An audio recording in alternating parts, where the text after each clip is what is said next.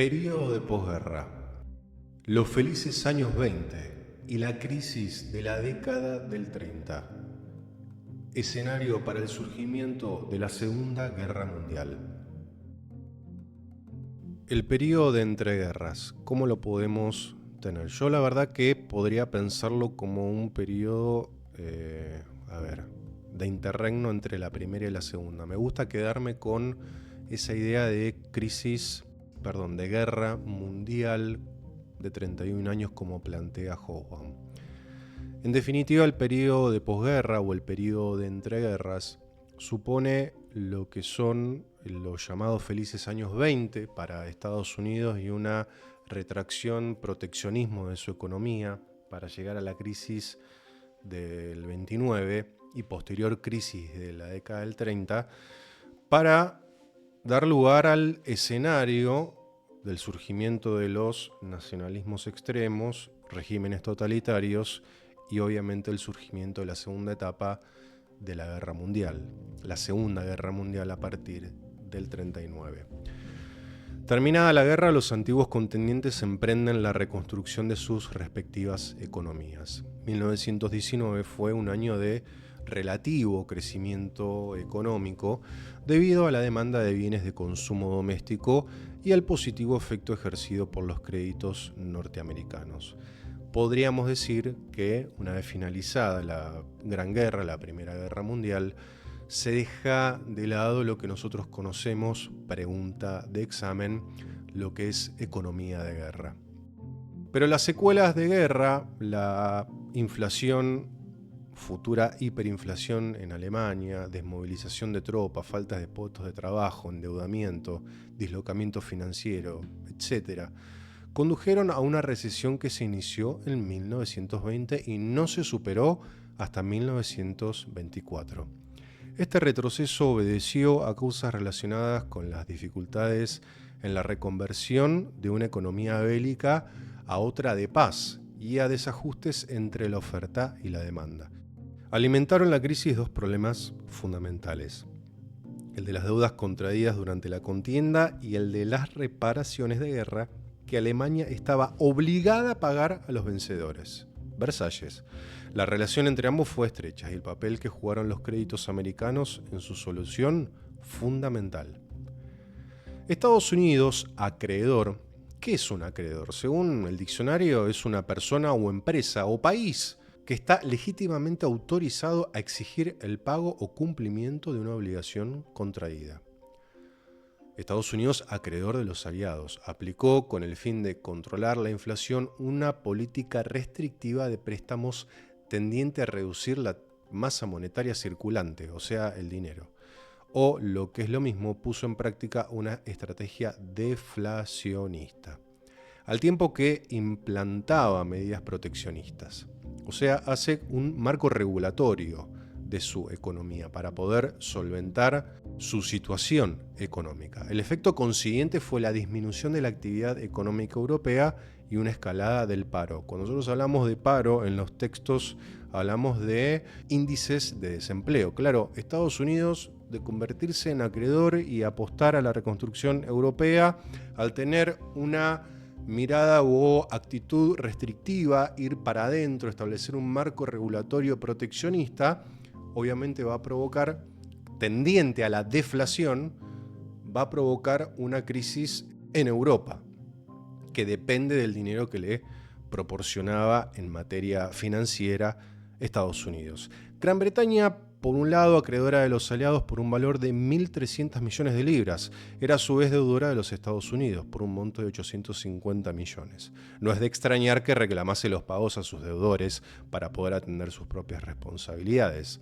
¿Recuerdan el cuadro que hicimos en el aula? Bueno, en el donde teníamos a Estados Unidos, arriba Francia y Gran Bretaña, y por otro lado Alemania, donde Alemania le devuelve a Estados Unidos, le devuelve a Francia y le devuelve a Gran Bretaña.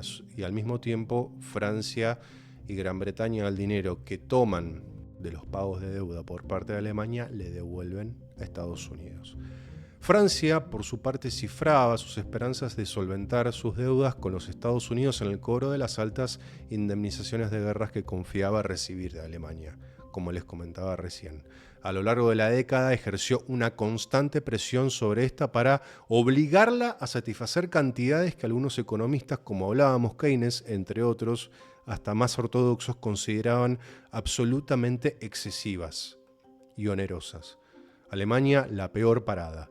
Debía desembolsar la cantidad de 6.000 millones de libras con un pago inicial de 1.000 millones. Su economía no estaba preparada en absoluto para semejante esfuerzo y no pudo hacer frente a semejantes entregas. Como medida de presión para hacer pagar a Alemania, el ejército francés ocupó la zona industrial del Ruhr en enero de 1923.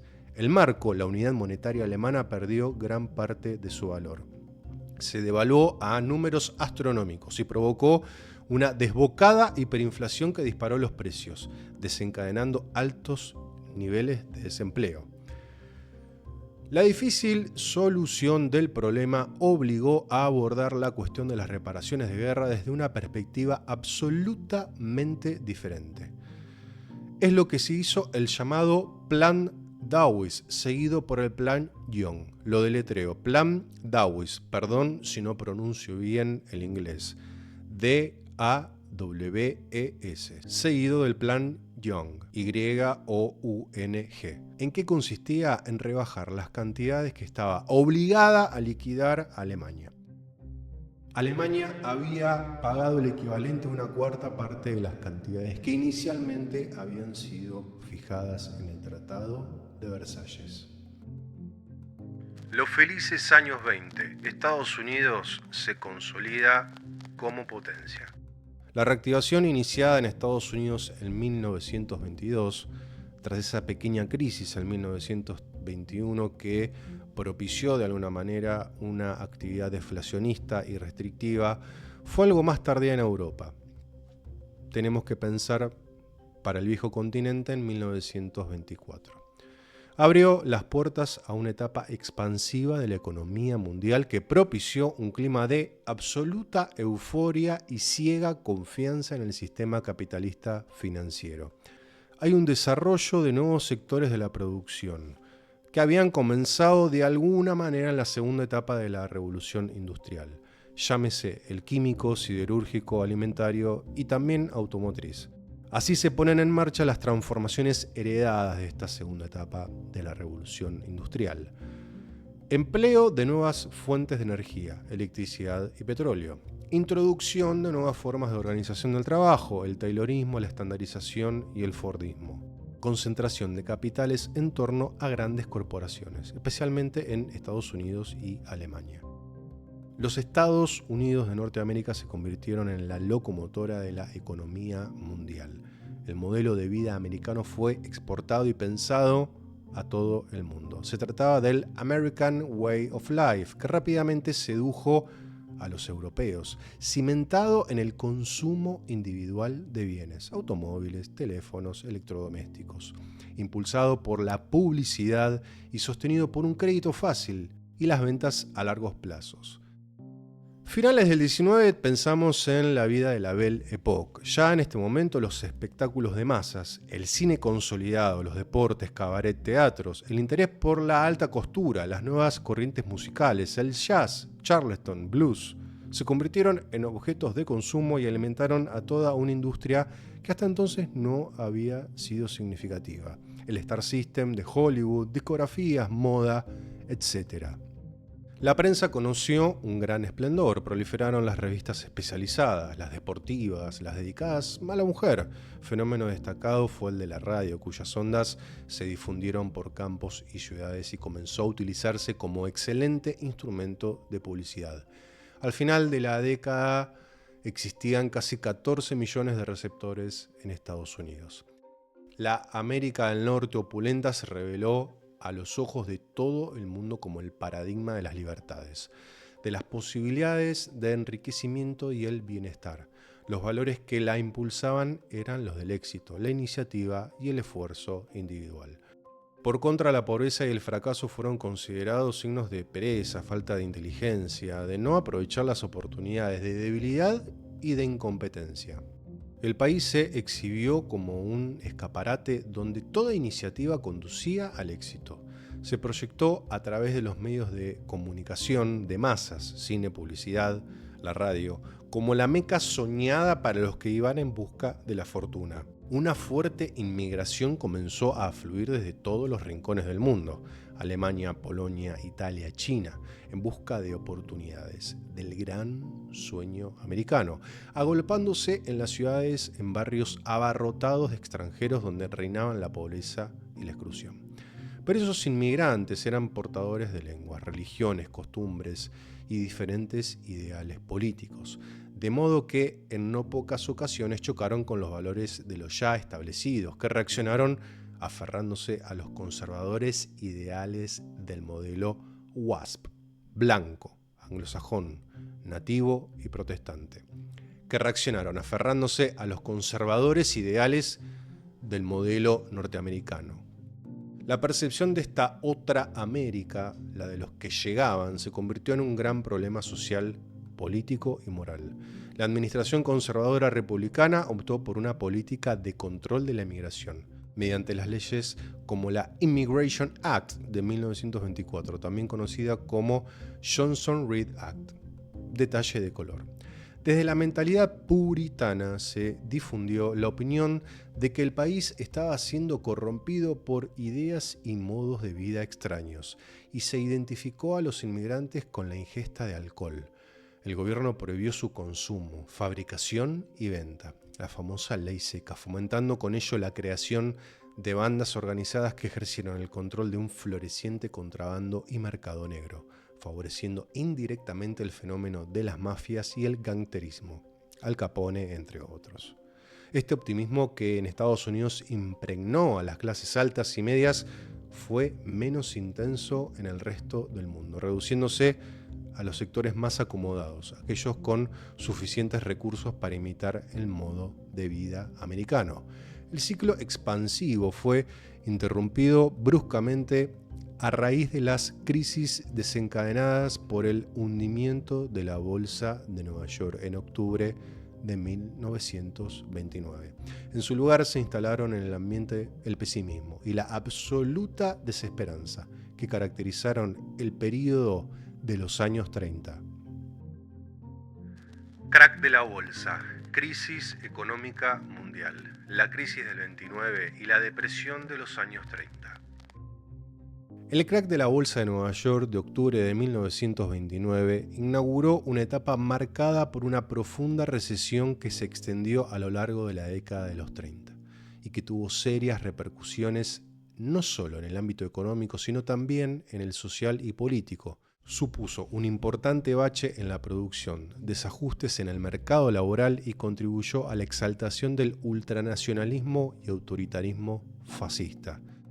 Entre tantas causas que podemos analizar a partir de la crisis del 29, podemos tomar como punto de partida el conocido desplome de Wall Street, que fue provocado por una serie de causas gestadas tiempo antes y que perturbaron fuertemente la economía norteamericana. Si bien la Primera Guerra Mundial afectó a algunas regiones europeas, la crisis económica que se desencadenó al final afectó absolutamente todo el planeta y cuestionó los propios planteamientos del sistema capitalista. Con el fin de la Primera Guerra Mundial se discute la idea de progreso y con el crack del 29 se discuten los fundamentos del sistema capitalista. La Primera Guerra Mundial había situado a los Estados Unidos en una posición privilegiada frente al resto del mundo. Lo convierte en el gran proveedor de materia prima y producto alimenticio e industrial. El crecimiento industrial fue extraordinario, basado en las teorías de Taylor y Ford sobre organización del trabajo y producción en serie. Por el contrario, la agricultura no tuvo un crecimiento paralelo. Los precios agrícolas eran muy inferiores a los industriales, por lo que muchos campesinos vendieron sus tierras a bajo precio y se fueron a las ciudades. Eran tiempos felices de alto consumismo y Estados Unidos era visto como la tierra prometida, una sociedad rica y opulenta. Este clima de confianza fue lo que hizo que gran parte de la población comprara acciones en las empresas industriales, siendo Wall Street el centro de la economía mundial, donde llegaban capitales de todas las partes del mundo. Debido a que el resto del mundo no estaba en la misma situación de bonanza económica que Estados Unidos, el país no podía colocar toda su producción industrial. Esto hizo que crecieran los stocks y, por consiguiente, que cayeran los precios de los productos acumulados. Hasta finales de 1929, la compra de acciones creció en un 90%. Especulación financiera pura. Esta especulación financiera hacía ganar rápidamente y las acciones estaban sobrevaloradas. Esto provoca la especulación. La gente llegaba a pedir créditos a los bancos para comprar en la bolsa, puesto que los beneficios pagaban fácilmente los intereses bancarios. Se había pasado de una prosperidad basada en el desarrollo industrial a depender de la especulación. Esto provoca una burbuja que en algún momento iba a explotar. En 1928 comienzan a notarse los síntomas de una economía en peligro. Los ingresos de la población no permiten seguir aumentando el consumo. Los almacenes se llenan cada vez de mercadería que no puede ser vendida y aumentan los despidos. Ajena a esta realidad, la bolsa sigue creciendo. Pensando en resumen, la entrada en guerra de los Estados Unidos en el 17 inauguró una etapa de fuerte crecimiento. Su economía continuó a pleno rendimiento durante los años de posguerra, alcanzando su cenit en 1924. El mercado se inundó de mercancía, pero la demanda no creció a igual ritmo, lo que condujo a un desequilibrio que indujo a la saturación del negocio y la acumulación de stock invendibles. Esto fue en todos los sectores económicos. Por otro lado, la crisis en Europa. Tras la Primera Guerra Mundial, los países europeos estaban pasando graves problemas económicos. Sus monedas estaban absolutamente devaluadas y Estados Unidos perdió a muchos de sus mayores compradores. Aún así, Europa dependía mucho de los Estados Unidos y por eso fue arrastrada a la crisis tras el crack del 29. La especulación fue una de las mayores causas. Piensen en mover la economía a través de la especulación. El problema que puede generar esto. Se compraban acciones a bajo precio para venderlas en cuanto subían de precio. Esto provocó una crecida artificial de la bolsa, causando un desajuste entre la bolsa y la economía real de a pie, del día a día. Los créditos de los bancos eran muy fáciles de conseguir y se usaban generalmente para comprar acciones en la bolsa. O sea que el dinero no se usaba para un crecimiento productivo, para desarrollo, sino para un crecimiento especulativo. Esto provocaba un abuso del crédito y el surgimiento de grandes deudas. La caída de la bolsa de Nueva York. El jueves 24 de octubre de 1929, el Black Thursday, se produjo el crack de la bolsa de Nueva York. Más de 16 millones de títulos que cotizaban a la baja no encuentran comprador y provocan la ruina de miles de inversores, muchos de los cuales habían comprado esos títulos con créditos que ya no podían pagar. Muchas personas entran en pánico y corren para tratar de retirar el dinero de sus cuentas bancarias. Los bancos se ven absolutamente desbordados por deudas incobrables. Se paran los nuevos créditos y no se refinancian las deudas existentes. Quiebran unos 600 bancos. El crack de la bolsa inauguró un periodo de contracción económica mundial que se extendió a lo largo de los 30 y tuvo fuertes repercusiones en lo económico, social y político, que se lo conoce obviamente como la Gran Depresión. En Estados Unidos se paraliza el consumo, aumenta el stock, se paralizan las inversiones y muchas empresas tuvieron que cerrar. Paralelamente, como lo comentábamos, de cientos de bancos. El desempleo llegó a todos los estamentos sociales. La caída de los precios y de los mercados agrícolas arruinó a los agricultores que vendieron sus tierras y emigraron. Los obreros no conseguían encontrar ningún tipo de trabajo. Desde un zapatero a un gran empresario apostaban a la especulación. Y esto se extendió a los profesionales, a los empresarios arruinados. Se estima que llegó a haber 14 millones de desempleados, 14 millones de personas en paro. La crisis no se detuvo en suelo americano. debido a la dependencia que la economía europea tenía de Estados Unidos. Supuso un gran bache en la producción mundial y generó grandes tensiones en el mercado laboral, por lo que se convirtió en un buen caldo de cultivo para ultranacionalismos y autoritarismos fascistas. Algunas soluciones. El plan New Deal. N-E-W-D-E-A-L.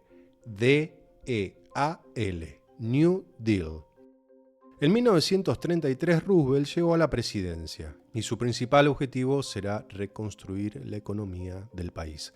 Desarrolló un nuevo plan llamado New Deal, basado en las ideas del economista John Keynes. Proponía la intervención del Estado en determinadas situaciones. Dicho plan estaba orientado a favorecer las inversiones, el crédito y el consumo, lo que permitiría reducir el desempleo. Se ofrecieron ayuda a los bancos y subvenciones a los agricultores. Aumentaron los salarios y se redujeron las horas de trabajo. Se crearon plazas en la administración. También se diseñaron planes de asistencia sanitaria y un nuevo sistema de jubilaciones y pensiones. John Maynard Keynes, que ya lo analizamos con lo que fue la conclusión del Tratado de Versalles, economista británico, sostenía ya en el 13 que el liberalismo económico de corte clásico necesitaba adecuarse a las nuevas circunstancias económicas y sociales del nuevo siglo, el siglo XX. Esa afirmación la sistematizaría en su obra La teoría general sobre el empleo, el interés y el dinero, publicada en el 36. En ella analiza las causas de la depresión mundial y proponía una serie de recetas para solventarla. Aseguraba que el motor de la economía habría de sustentarse en la adecuada relación entre la oferta y el consumo, pues de ella dependían los beneficios para la gente. Según Keynes, la crisis del 29 había retraído la demanda y era necesario estimularla de alguna manera, generando una demanda adicional que tirase de la producción. Las medidas no intervencionistas de los estados capitalistas no habían logrado tal objetivo. Abogaba, por tanto, por una activa intervención del Estado que restableciera el equilibrio entre oferta y demanda. Básicamente propone lo siguiente. Por un lado, desarrollar una política de inversión estatal en obra pública. Keynes es inversión en obra pública, carretera, pantanos, infraestructura, que sirviese de estímulo a la iniciativa privada a través de la demanda de cemento, hierro, componente industrial, etc. La mano de obra empleada bajaría los niveles de desempleo, incrementaría la masa de consumidores y estimularía la actividad económica. Por otro lado, poner en circulación abundante dinero con el fin de estimular una moderada inflación, o sea, un estímulo de impresión de billetes tratando de establecer y controlar una inflación en la cual el Estado puede intervenir y que no se dispare. Por otro lado, incrementar los salarios. Esto es una novedad en el mundo. Piensen en los gobiernos populistas en América. La reducción de los salarios como medida para mantener el empleo, defendida por los economistas clásicos, fue refutada por Keynes, quien aseguraba que el empleo no dependía de los salarios sino del consumo y de la inversión. Una disminución de los sueldos de los trabajadores, del obrero común, provocaría un retraimiento que deprimiría el consumo y, en consecuencia, la obvia producción. Y por último, intervenir en todos los sectores económicos. ¿Qué propone el liberalismo económico? Pongámoslos en términos actuales. Para ser generosos, la no intervención en el Estado. Bueno, una mirada keynesianista de un rol del Estado presente es intervenir en todos los sectores económicos, regulando la fijación de precios, salarios, mercado laboral, concediendo subvenciones a las empresas, etc. Sin entrar en las consecuencias de esto. Estamos hablando, reflexionando sobre una teoría económica en la década de 1930 que era absolutamente innovadora para el momento y que ayudó a Estados Unidos a resurgir de sus cenizas. En conclusión, Keynes abogó por el abandono de la ortodoxia del laissez-faire. Cuando ustedes lean la palabra laissez-faire en educación o en ciencias sociales, en historia sobre todo, es el dejar hacer en francés. Dejar hacer, laissez-faire, es dejar hacer, que había guiado el capitalismo del siglo XIX, como lo venimos analizando, y propuso Keynes obviamente, un mayor protagonismo del Estado en la vida social y económica. Fue precisamente lo que mediante el New Deal puso en práctica en Estados Unidos el presidente Roosevelt a partir del 33, si mal no recuerdo. Dice Keynes: si lo que nos proponemos es que por lo menos durante una generación Alemania no pueda adquirir siquiera una mediana prosperidad, si creemos que todos nuestros recientes aliados son ángeles puros y todos nuestros recientes enemigos alemanes, austríacos, húngaros y los demás son hijos del demonio, si deseamos que año tras año Alemania sea empobrecida y sus hijos se mueran de hambre y enfermen y que esté rodeada de enemigos, entonces rechacemos todas las proposiciones generosas y particularmente las que puedan ayudar a Alemania a recuperar una pequeña parte de su antigua prosperidad material. Si tal modo de estimar a las naciones y las relaciones de unas con otras fuera adoptado por las democracias de la Europa occidental, entonces que el cielo nos salve a todos. Si nosotros aspiramos deliberadamente al empobrecimiento de la Europa central, la venganza, no dudo en predecirlo, no tardará.